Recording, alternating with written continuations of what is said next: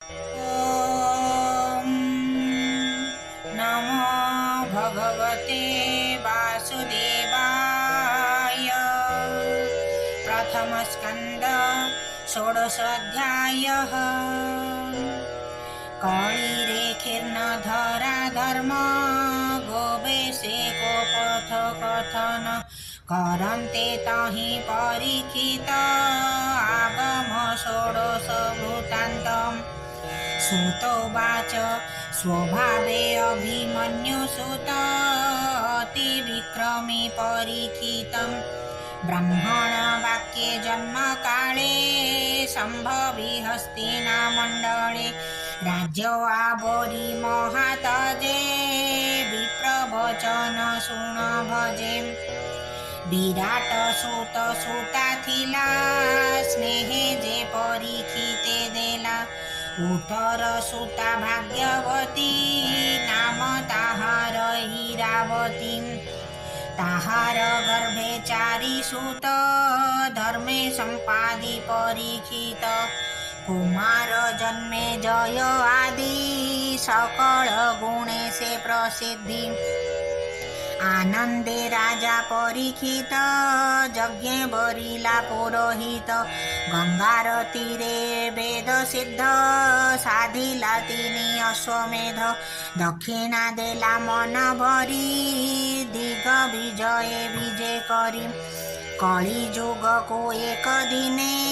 देखिला बेल अवसाने से शूद्र जाति नृप सजे लौह मूषल धरी भुजे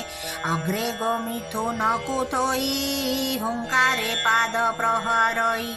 ताहाको देखि नृपमणि तक्षणे भुज धरी आणी बंधन कला बाहुबले से वीर बनी मंडले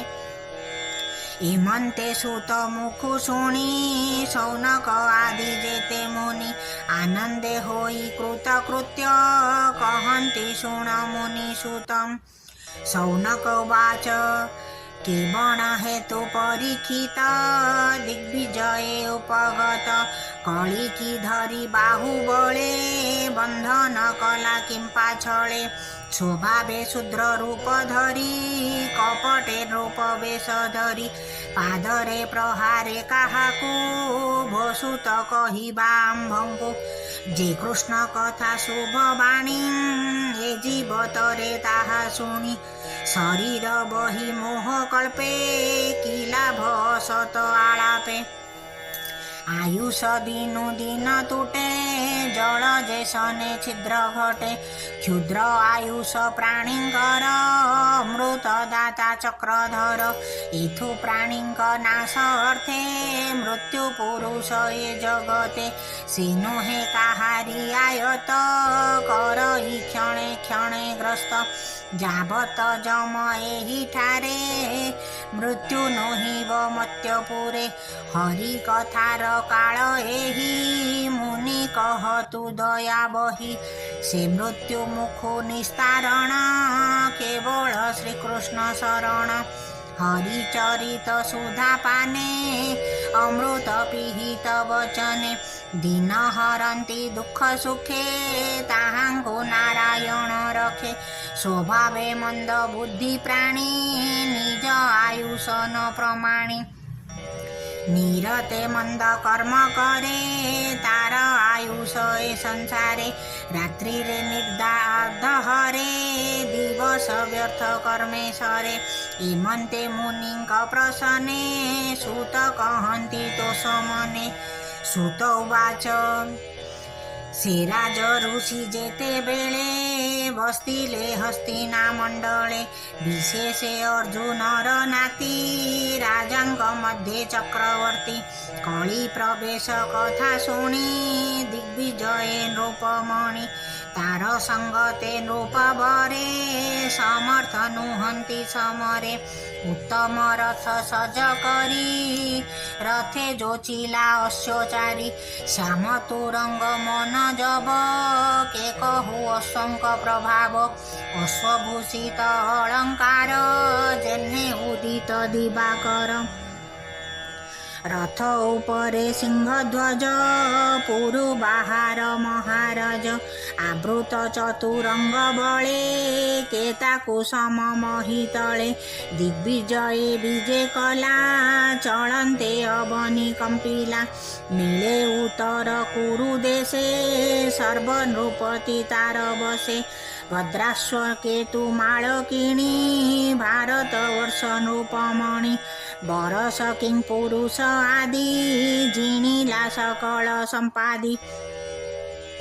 सर्वनृपति ता चरणे धने खटिले दासपणे केते हैं लोक तार आगे कृष्ण चरित कथा रंगे आत्मा को रखिले जे मनते द्रोण कुमार शस्त्रघाते गोष्ठी पांडव बंधुपणे भक्ति कृष्णर चरणे पूर्व पुरु शंकर बाणी तोष ताहांक मुखु शुणी संतोष हेले नृपमणि उत्तम धन वस्त्र आणी ताहांकु देले पुरस्कार रत्न कंकण मणिहार पांडव तुले जेते भाव संसारे साधिले माधव रणे सारथी पणे रथे जे बनवास घोर पथे दुख उधारी सखा पणे हस्ती नागले दूतपणे आसन शयन भोजने स्तुति वचने बंधुपणे ए आदि जेते कर्म करी पांडव संगते विहरी से भाव घेनी दूत चिते भजिला कृष्ण पादगते पूर्व पुरुषंकर धर्म साधिला अनुदिने कर्म जापुणी दिने अचंबिते घटिला शुण शुद्ध चिते धर्म जे एक पाद बही दिने से वृक्ष रूप होई भूमि की देखी धेनु रूपे विश्वासे मिलिला समीपे से धेनु अति दुखे दुखी ओधो बदने अश्रुमुखी कांदई तेजहीन होई बच्छा बिहुने जन्हे गाई तार बदन चाहि धीरे धर्म पूछई प्रिय भरे भोव सुंदरी सत्य कह तोर विषये मो संदेह तोर शरीरे किवा व्याधि अंतर बाहारे अच्छादि वीरस बदन तोहर जे मुख स्वभावे सुंदर किबा तनय तोर मला स्वामी बादुरे प्रवासिला किबा तोहर मन व्यथा कि नष्ट धने तोर चिंता एकई पाद देखी मते दया बसिला किबा चित्ते किबा ए घोर कଳି काले शूद्रे भुंजिबे तोते बळे किबा देवंक प्रीति छळे यज्ञ नहिला मही तळे तेणु बा इंद्र न वर्षिले एणु बा प्रजा नाश गले किबा पुरुषे निज नारी उपेक्षी परदार करी किबा बालके पिता माता छाड़िबे तेणु तोरो चिंता किबा ब्राह्मणे देबे दवाणी साधिबे नीच कुळे आणी किहीन क्षत्र बंधु राजा कଳି पीडित जन प्रजा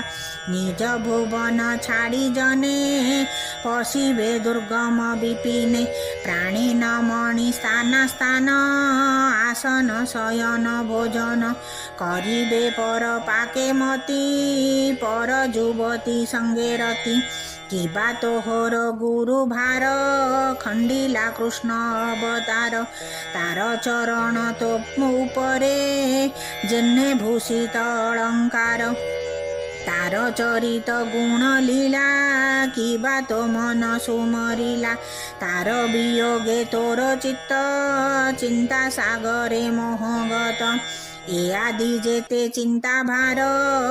कोह तो विपन व्यवहार देवे पूजंती तोते भले एबे अवज्ञा किबा गले काल बा तोर शुभ हरि एणे दिशिलु हत सिरी धर्म वृषभ वाक्य शुणी विनये कहि धरणी धरणी उवाच भूवृक्षजन्ये प्रश्नतोरो एतो तेनो हि अगोचर तोहर चतुरचरण प्राणिंक सुखर कारण सत्य शौच दया ख्याति त्याग संतोष रजुवृत्ति तप समता समदम तितिक्षा लाभे उदासीन ज्ञान वैराग्य ऐश्वर्य स्वातन्य तेज स्मृति शौर्य धैर्य कौशल मृदु भाव कांति वाग्मिता स्वभाव विनय सह ओज बल शौर्य गांभीर्य एक सकल कीर्तिमान अनहंकार ये सर्व जाहार शरीर ए आदि अन्य धर्म जेते कर्म साधन ए जगते महत जन आचरण आत्मार परम कारण ए सर्व गुण सौभागे गमिले गोविंदर संगे पड़िला कली दृष्टिपात तेणु घोषणा मोर चित्त मु एबे आत्मा कुसुमरी ए सर्व गुण मने धरी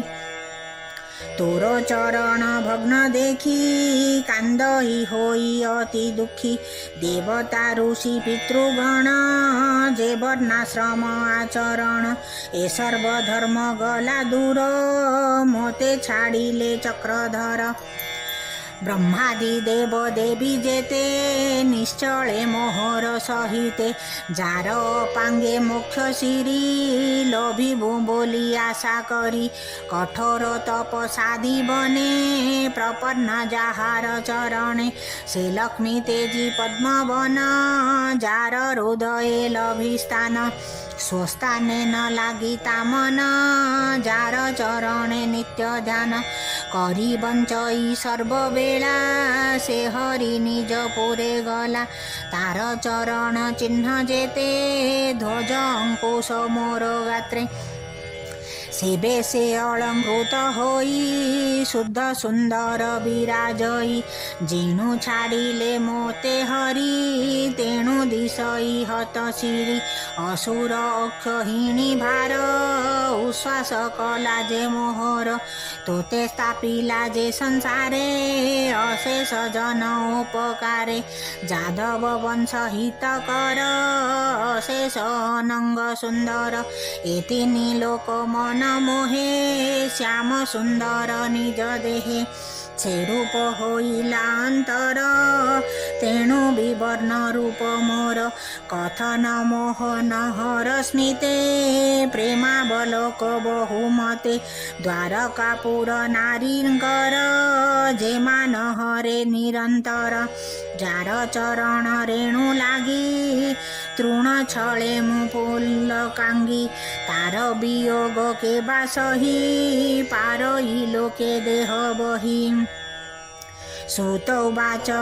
एमन्ते कहु कहु बाणी धर्मर संगते धरणी से परीक्षित दंडधारी